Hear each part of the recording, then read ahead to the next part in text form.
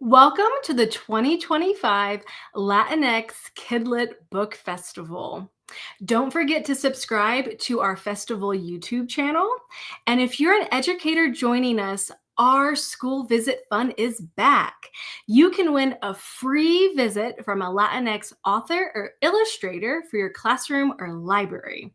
You can find the link to enter at latinxkidlitbookfestival.org. Hi, I'm Daniela Ramirez.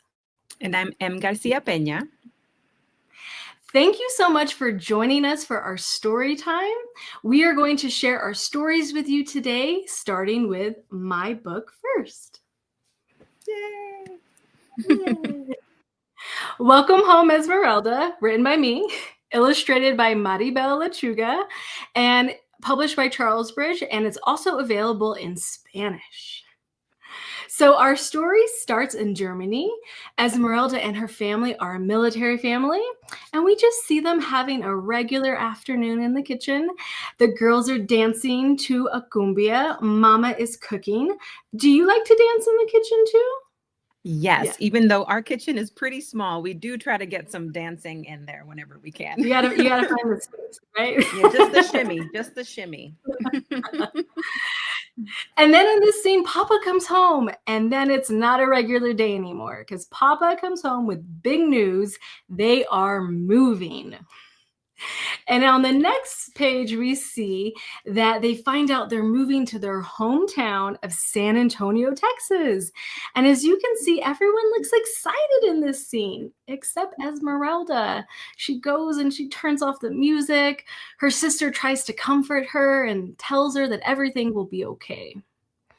On the next page, we see that Esmeralda runs off to her room, and we find out why she's so upset. She doesn't have a connection to San Antonio like her parents do and like her big sister does. She's worried she's not going to fit in. The line reads, "Home is almost everywhere but San Antonio." I love this scene, even though it's a little sad because we get to see her room and we get to learn about Esmeralda. So first we see a Selena poster on her wall. I too had a Selena poster on my wall growing up. We also see the world map and all the places that she's lived around the world. And even on her desk, we see that she likes art and she likes to draw. So we learn about Esmeralda in this scene, but we are worried because she's upset about this move.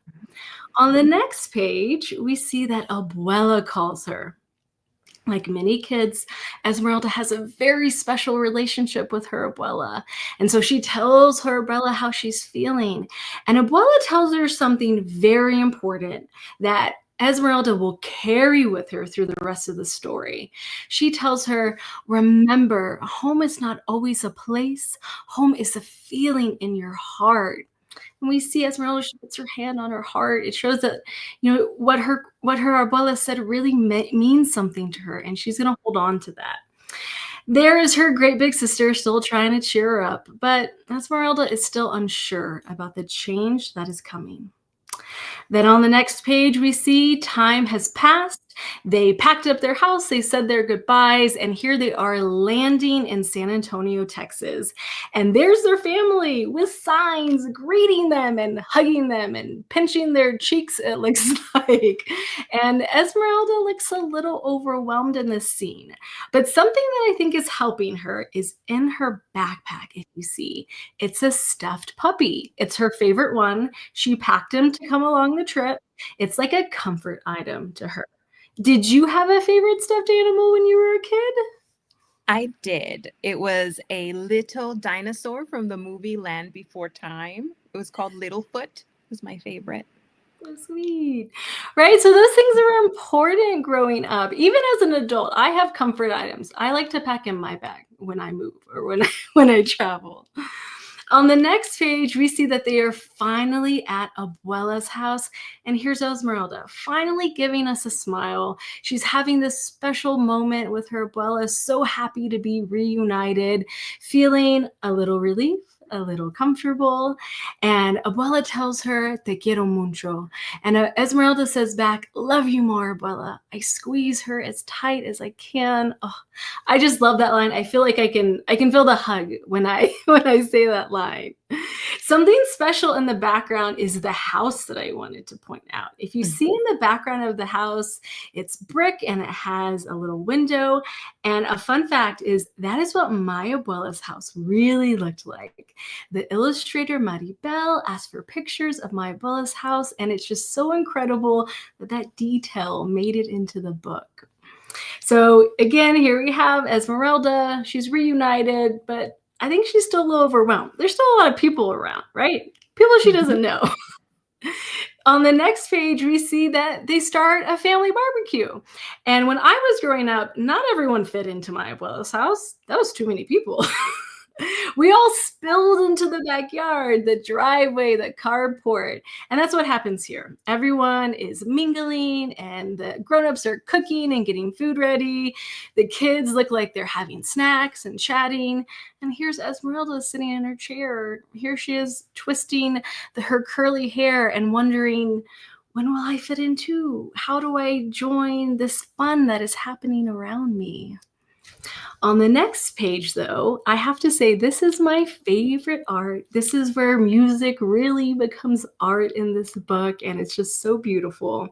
So first of all, Esmeralda finally has some comida in front of her, which I always find helpful. So she has some food in her belly, and then her Theo George turns on the radio, and who starts playing? Selena. And as we know from the scene of her room, Selena's important to Esmeralda. She loves her music. Her music means something to her. And so by hearing that music, she remembers what Abuela told her about home. And then I love the line here at the end, a wave rises in me. I know what I need to do. What do you think it is? What does she need to do? Let's turn the page and find out. Of course, she has to dance. Look, she grabs her sister. She gets lost in the cumbia. Doesn't the scene make you want to dance? Absolutely. Right. I hear the cumbia in my head. I can hear it. You know, when I wrote this scene, I listened to a lot of cumbias. I needed the music in my head as I wrote it. And this beautiful line on this page says, I finally feel like me. By dancing, by being reminded of something that makes her feel comfortable, there's Esmeralda in her element, dancing, smiling, being reminded of home, and that home was someplace inside of her heart. On this last page that we'll talk about, the whole family joins in. We have the primos dancing, the tias dancing, like that cute little baby is even dancing. We have the mama and the papa dancing cheek to cheek, which is something that my parents have always done. And the favorite part of this scene is always the puppies. The puppies are dancing. And so everyone is in it. Everyone is feeling that energy of the family being together. And I love this last line where Abuela tells Esmeralda, we're all together at last. And I think it's just a really beautiful way to end the story of Esmeralda finally feeling at home, feeling brave enough to be herself with her family, with that music in the background, being surrounded by the love and the joy of her family. I'm just so happy that readers are experiencing this book. That was so wonderful. Thank you, Daniela. What is your favorite part of your story? My favorite part is Esmeralda's journey. You know, change and transition can be tough. And sometimes it's about knowing those things that we need in those moments. And for Esmeralda, it was her love of music and realizing that what Abuela said was true. Home wasn't always a place, it was a feeling in her heart. And Esmeralda just had to be reminded of that. And I think the music, and especially the love of her Abuela, brought that out in her. So wonderful. Oh my gosh. Well, I also have a story to share with you. It's my picture book, When We Find Her, written by me and illustrated by Andres Seolin. And When We Find Her is the story of Lila and her abuelo Carlos, who miss Abuela Ana so, so much. Without the sound of her laughter or the rhythm of her dancing or the aromas of her cooking, home just isn't the same. So Lila devises a plan to hold on to every detail she can remember. She and her abuelo will make Abuela's signature dish, sancocho. So let's turn the page, and I'm going to give you a little, like you gave me a little background information. I'm going to give you a little background about this beautiful illustration, which is my abuelo's yellow car, which Daniela, super secret is that I always remembered my abuelo's car as bright yellow. But it turns out it wasn't bright yellow. I was remembering it wrong all my life. But Yeah. I decided, you know what, for this book, it's going to be the yellow of my memory, even if it wasn't exactly yellow in real life.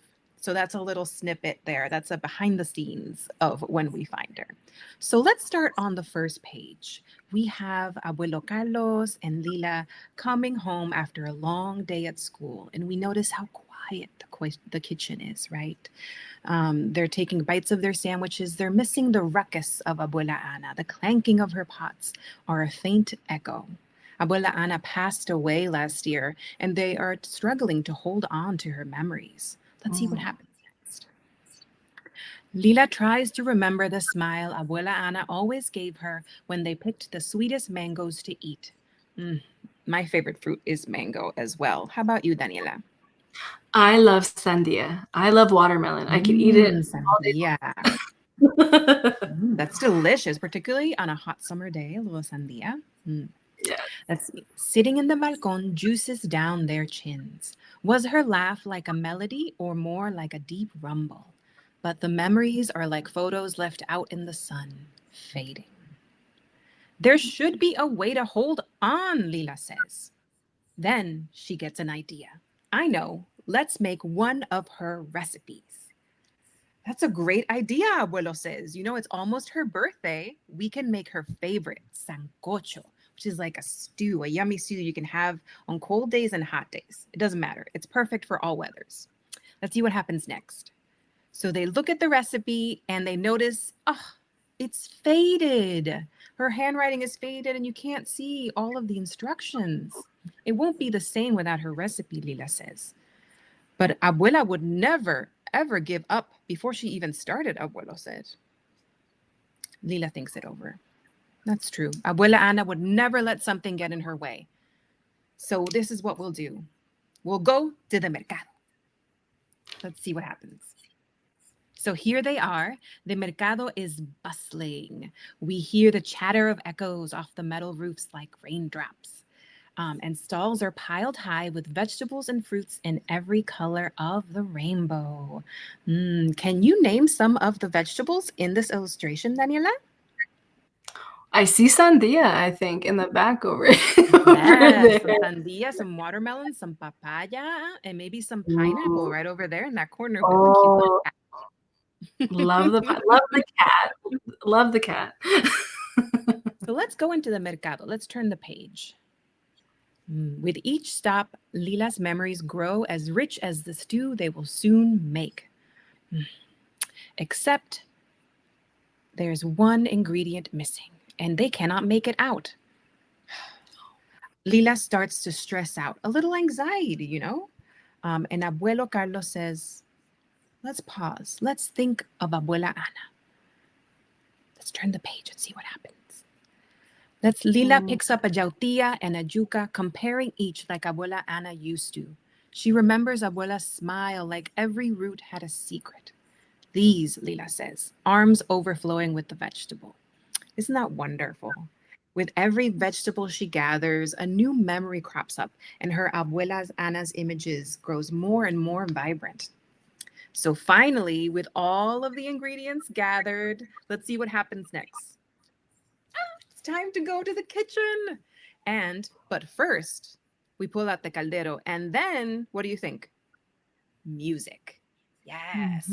The sound of guitarras and tambores fill the air. Boom, ba, boom, ba, boom. Can you do a tambor? Boom, boom, boom, boom, boom. Yes. Lila shakes her hips, wrapped in her memories of Abuela. They peel and chop to the rhythm, stopping only for a dance. Like your book too. We love dancing in the kitchen. Yes. Let's see what happens when they put all the ingredients in. The three of them dance. The kitchen is no longer quiet. So through creating Abuela's recipe, all those memories came flooding back. And the memory of Abuela Ana is as vibrant as ever. So the next question is, what's next? What's the next recipe we're going to cook? Oh my gosh, maybe that's the next book. The next book is a new recipe, I think. I love it. Oh my goodness. What was the favorite part of the story for you writing it? My favorite part is that it started from a true story. When my abuelita passed, a lot of her recipes were shared, yes, but the recipe of her sancocho, no one had it and no one knew where it was. And so we spent many, many years trying to find that recipe, and we eventually realized that she never wrote it down. She would just cook from memory and from the vegetables and things that were in her kitchen and from love and from music, and she would just put all of that in a pot and serve it to us for lunch, and it was delicious. So I used that for this story, except in the story there is a little recipe, so that Lila has something to follow. But that was my favorite part, being able to put a memory into a book and share it. Oh, I love that. So special. How about you, Daniela? Is there anything from your story that originated from a family memory or real life? What do you got? A little bit. So, like Esmeralda, I was a military kid growing up too. And I did live in Germany too when I was younger. And when we moved back to the United States, it was overwhelming, like it was for Esmeralda. But something that made it special was my abuela. So I took a small memory that I had, how my abuela was with me, how she gave me space, how she made me feel comfortable. And I wanted to write a story around that to celebrate that moment, that memory that I have of her, and to also just write a story about home and what that means to a kid who moves around a lot, like Esmeralda does. It's beautiful. My gosh. And in your story, can you point to an illustration that says, Esta es mi familia? This is my family. Yes, it's a dance scene at the end, the last page that we talked about. Here it is. When my family got together, there was always music playing. There was always food out, right? Kids were always running around. And even when it was just my mom and my dad and my sister, there was still music playing. I grew up in a house where there was always music playing, whether that was in the kitchen or on a long car ride. And so this really sums up that joy of being that family who loves to have music around and to share in that and to dance and to make those special memories together. And so, yeah, this scene is the one in the book that I'm just like, oh, like I can hear them. I can hear my family laughing. I can hear them dancing. I can hear Selena playing on the radio. You can hear the music for sure. I love this illustration. Yes. Yes. So what about for you? Is there an illustration that points to your family in your book and you're like, this is it right here? So it is also the illustration where there's a little music playing, and they're in the kitchen. In my family, the kitchen is the center of the household. Everyone ends up in the kitchen no matter where you started. We're all in there snacking, chatting, making the new dish, figuring out what's happening with people's lives, and maybe a little dancing as well. So that is a perfect example in this illustration of the love and the center of the home that is the kitchen. Yeah. Oh my gosh. Daniela, I think we're almost at time, but thank you so much for sharing your story. And I hope that the people at home have 2 new stories to explore about family and traditions and music. Oh my gosh. Thank you so much for joining us at the Latinx Kidlit Book Festival, and enjoy the rest of your day. Bye.